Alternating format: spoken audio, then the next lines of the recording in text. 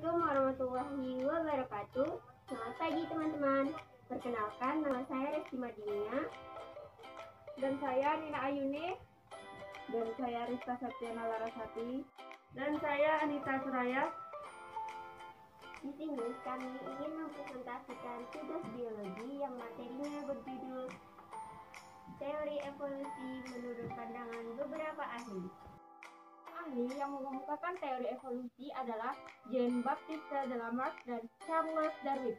Pertama, saya akan menjelaskan teori evolusi menurut Jean-Baptiste de Lamarck.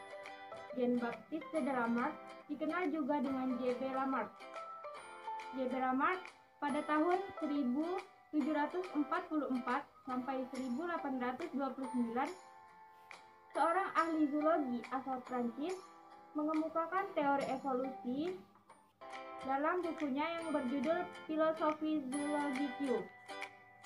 Ia merupakan seorang ahli yang pertama mengemukakan teori evolusi, khususnya mengenai makhluk hidup.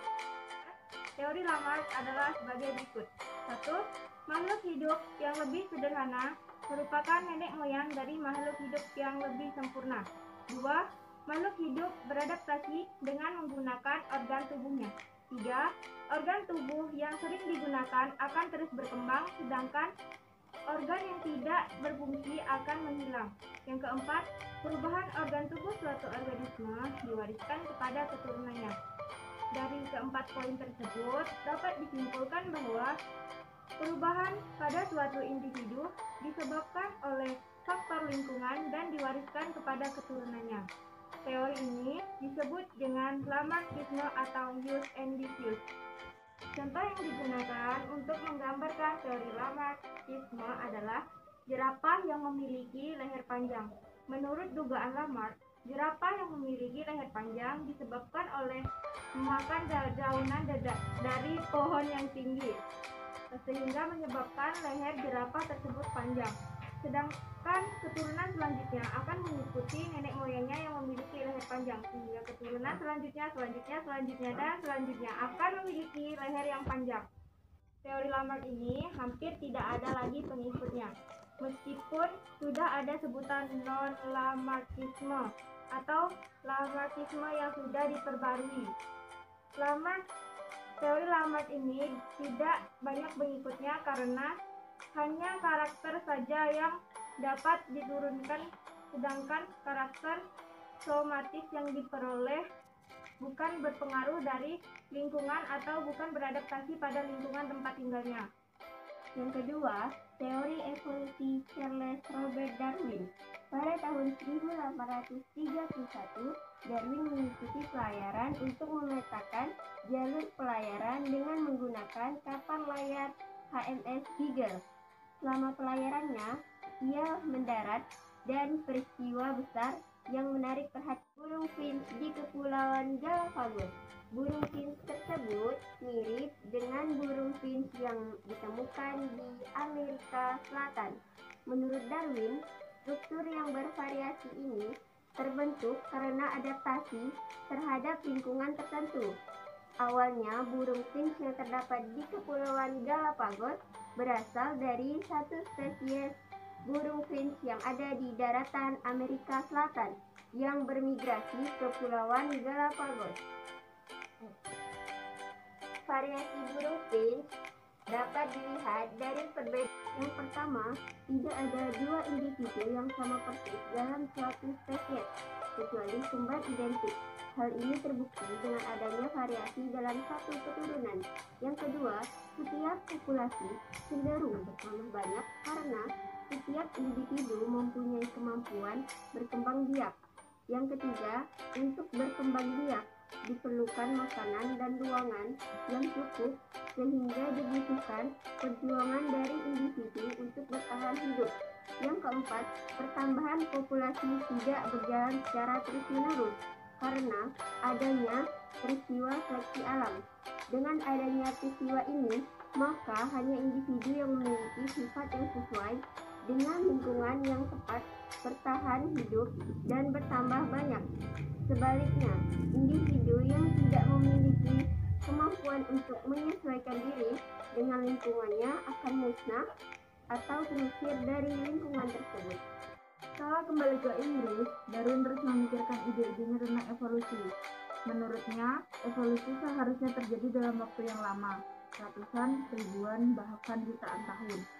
Pemikiran itu bertentangan dengan pendapat yang populer di kalangan ahli geologi pada masanya.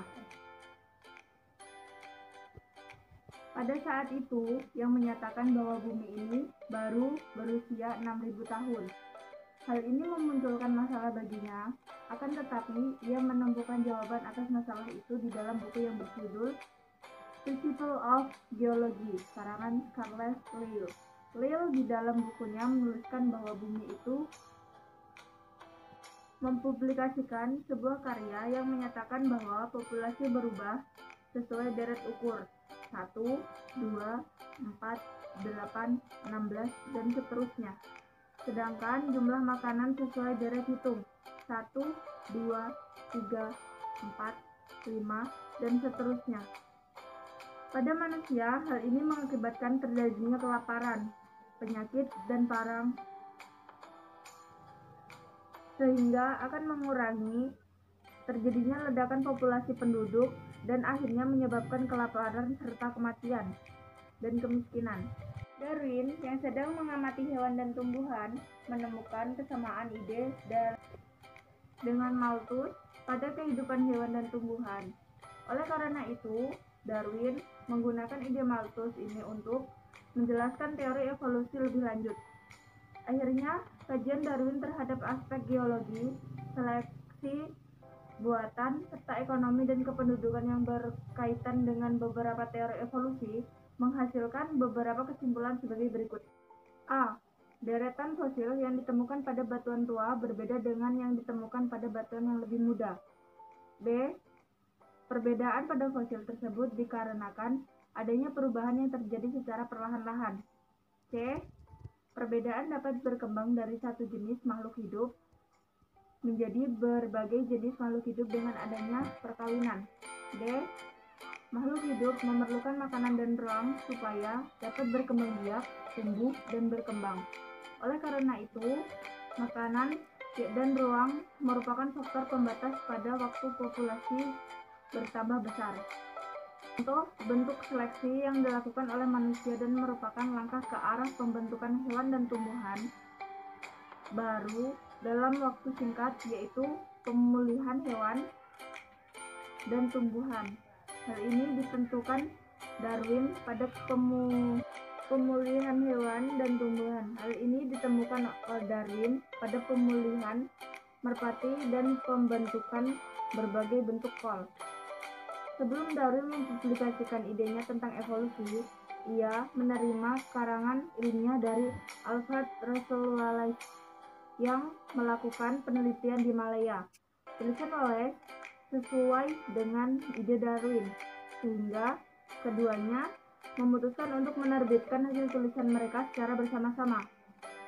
Tulisan mereka tersebut diterbitkan pada tahun 1858. 1 tahun kemudian, Darwin menerbitkan bukunya yang berjudul The Origin of Development of Natural Selection. Teori evolusi ditemukan oleh Darwin menimbulkan perdebatan para ilmuwan. Para ilmuwan tersebut terdapat pro dan kontra terhadap teori evolusi Darwin. Yang pertama, George Cuvier merupakan ilmuwan yang kontra terhadap teori evolusi Darwin. Ia menunjukkan teorinya yang dikenal dengan teori katastrofisme, dan ia menyatakan bahwa makhluk hidup yang hadir sesaat dan lenyap pada malapetaka kemudian tercipta lagi oleh makhluk hidup yang lainnya. Yang kedua, August Fishman merupakan ilmuwan yang pro terhadap teori evolusi Darwin dan kontra terhadap evolusi Lamarck. Ia melakukan penelitian terhadap tikus-tikus. Tikus-tikus tersebut dipotong ekornya, tikus-tikus tersebut dikawinkan. Ternyata hasil perkawinan dari keturunan ke-21 tetap sama, yaitu tikus tetap berekor. Jadi, kesimpulan yang diperoleh dari penelitian yang dilakukan, yang pertama, perubahan sel tubuh karena pengaruh lingkungan tidak akan diwariskan ke generasi berikutnya. Yang kedua, evolusi merupakan masalah pewarisan gen-gen terhadap sel kelamin atau evaluasi merupakan gejala seleksi alam dari faktor-faktor genetika. Mungkin hanya itu yang dapat kami sampaikan. Kurang lebihnya kami mohon maaf. Buat teman-teman yang menonton video ini, jangan lupa menjaga kesehatan dengan selalu mematuhi protokol kesehatan, mencuci tangan, menjaga jarak, dan menggunakan masker. Sekian, wassalamualaikum warahmatullahi wabarakatuh.